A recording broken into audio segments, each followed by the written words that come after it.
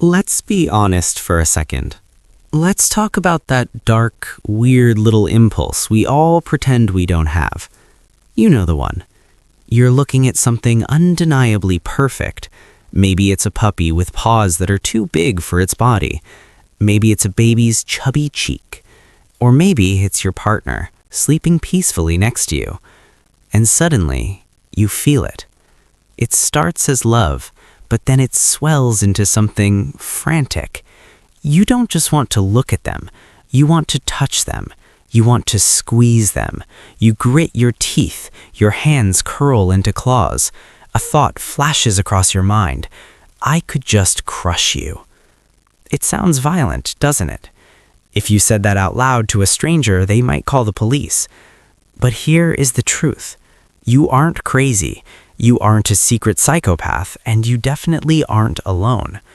What you are feeling is a very real, very chaotic biological phenomenon. Scientists call it cute aggression, but I prefer to call it what it really is, an emotional short circuit. Today, we are going to open up the human machine. We are going to look at the wiring under your skin to find out why your brain, the most complex computer in the known universe, decides that the best way to say I love you is to simulate a desire for violence. To understand this glitch, we have to look at your reward system. This is the part of your brain that gives you a gold star when you do something good for your survival, like eating sugar or falling in love. When you see something cute, big eyes, small nose, vulnerable posture, your brain recognizes it as a super-stimulus. Essentially, your brain looks at that puppy and screams, "Jackpot!" It pulls the lever on your chemical production. It floods your bloodstream with dopamine.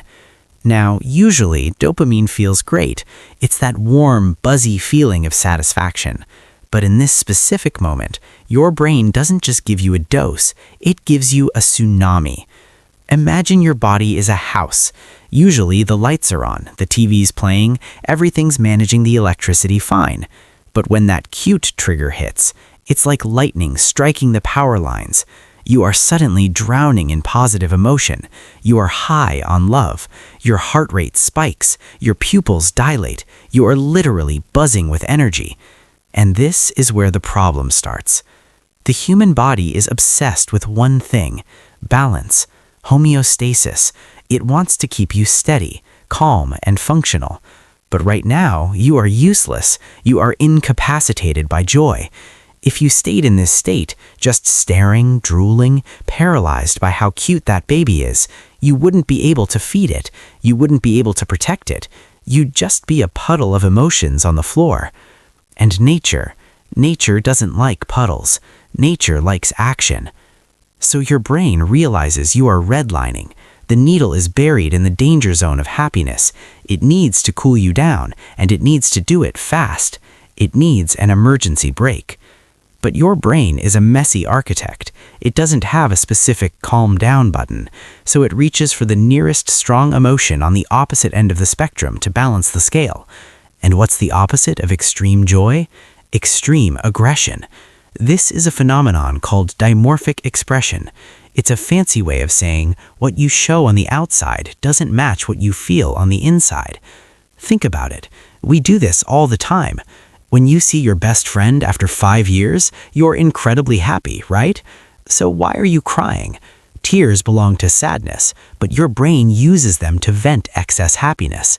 When you're in a terrifying situation or getting shouted at by a boss, have you ever had the urge to laugh? That's not because it's funny. It's because your brain is trying to break the tension. Cute aggression is the same mechanism.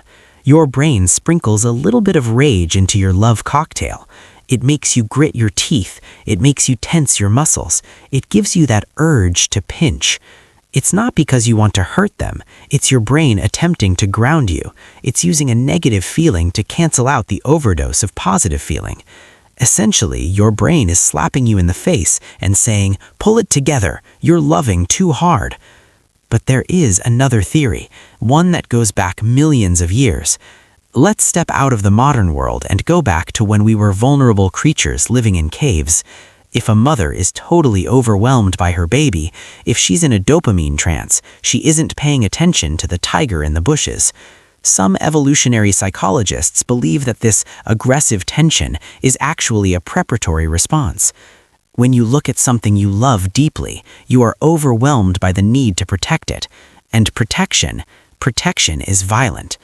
If that baby was in danger, you wouldn't need soft, gentle hands. You would need claws. You would need to grab them, snatch them up, and fight off the world.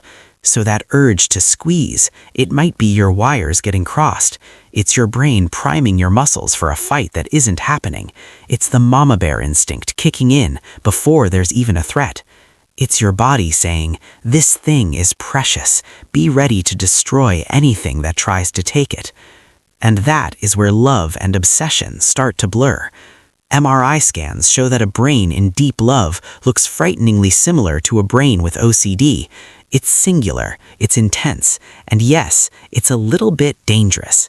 That grit in your teeth, that's the sound of a claim. You are physically overwhelmed by the fact that this person or this creature is yours. It's a strange feeling, isn't it?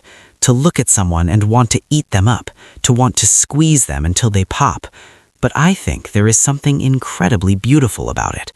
In a world that often teaches us to be numb, to be cool, to be detached, your body is rebelling. It proves that we are capable of feeling things so deeply that our biological circuits literally cannot handle the load. We are built to love so hard that it breaks us a little bit. So the next time you look at your partner and narrow your eyes, the next time you grab your dog's face and tell them through clenched teeth that you're going to crush them, don't worry. You aren't broken. You are just operating at the absolute limit of human capacity. You are loving with everything you have, even the parts of you that are a little bit shark. And honestly, I wouldn't have it any other way.